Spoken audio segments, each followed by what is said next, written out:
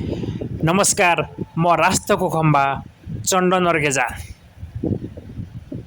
भरौ 23 र 24 गतेको जलाउने आन्दोलनपछि शेरबहादुर देउवाको दम्पति नेपालबाट भागेर सिङ्गापुर गएका थिए। करिब 5-6 महिनाको बसाइपछि शेरबहादुर देउवा पुनः नेपाल फर्किएका छन् र उनलाई नेपाली काङ्ग्रेसका कार्यकर्ता समर्थकहरूले एयरपोर्टमै भव्य रूपमा स्वागत गरेका छन् र त्यहाँनिर चाहिँ धेरै मान्छेको भिड पनि रहेको छ। र आखिर शेरबहादुर देउवा सिङ्गापुरबाट यति बेलाको अवस्थामा साउन 28 गते किन आए त, कसको आदेशमा आए, कसको अनुमतिमा आए भन्ने कुरो यति बेला चारतिरै उब्जिरहेको छ। मलाई लाग्छ शेरबहादुर देउवा होइन सिआइकै आदेशमा चाहिँ नेपाल आएको हुनुपर्छ, अथवा अहिलेकै भारतको सरकार र भारतको सरकार राजसभाको आदेशमा चाहिँ शेरबहादुर देउवा नेपाल आएको हुनुपर्छ। र उनले भनेका छन् नेपाल आइसकेपछि उनले के अभिव्यक्ति दिएका छन् भने राजा ज्ञानेन्द्रले त हामीलाई सकेन होइन, अरू कसैले सक्छ भनेर खुलेआम अहिलेको चाहिँ अब घन्टे सरकार यहाँ के राजसभाको सरकारलाई चेतावनी दिएका छन्। र उनको यो चेतावनी राजा ज्ञानेन्द्रले त सकेन हामीलाई होइन, अरू कसले सक्छ भन्ने चेतावनी कसलाई हो भनेपछि सिधा यो होइन राजसभाको घन्टे सरकारलाई हो, बालन सरकारलाई हो। त्यस कारणले गर्दा आखिरमा त्यो आँट, त्यो हिम्मत होइन, त्यो शक्ति, त्यो ऊर्जा शेरबहादुर देउवामा कसरी आयो त?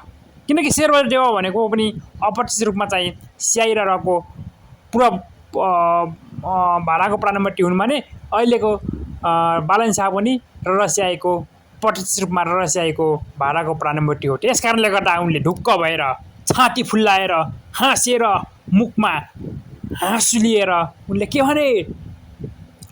भने राजा ज्ञानेन्द्रले चाहिँ हामीलाई लोकतान्त्रिक मुलुक बनाउन सकेन, अहिलेको घन्टे सरकारले सक्छ भन्नुको प्रमुख कारण नै होइन बालन शाह भनेको रसियाको भारतको प्रधानमन्त्री हो। हिजो पनि केपी शर्मा ओली, शेरबहादुर देउवा, बाबुराम भट्टराई, प्रचण्ड दाहाल सबै, पुष्पकमल दाहाल प्रचण्ड सबै के थिए?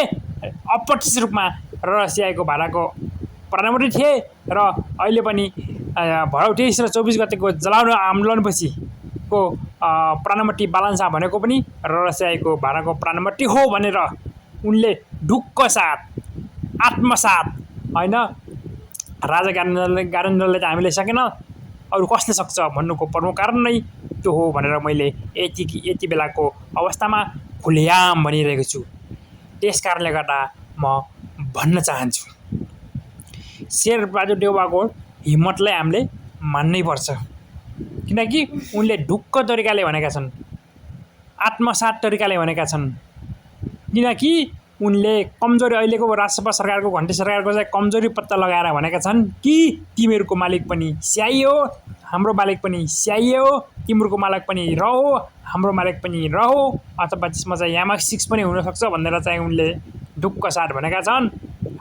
बेकारमा चाहिँ नेपाली जनताहरूलाई चाहिँ अब आन्दोलनमा पारेर, नेपाली जनताहरूलाई पर्प्लेक्समा पारेर चाहिँ होइन भरौ 23 र 24 गतिको जलाउने आन्दोलनमा बेकारमा सिंहदरबार जलाइयो, संसद भवन जलाइयो, सर्वोच्च अदालत जलाइयो, देशैभरका होइन सुरक्षाकर्मीको भौतिक संरचनामाथि आगजनी गरियो, युवाहरू मारियो। आखिर उपलब्धि के भयो त? 5औं पुस्ताका दलाल राजसभालाई नेपालको मूलधारको राजनीतिमा ल्याइयो। धन्यवाद।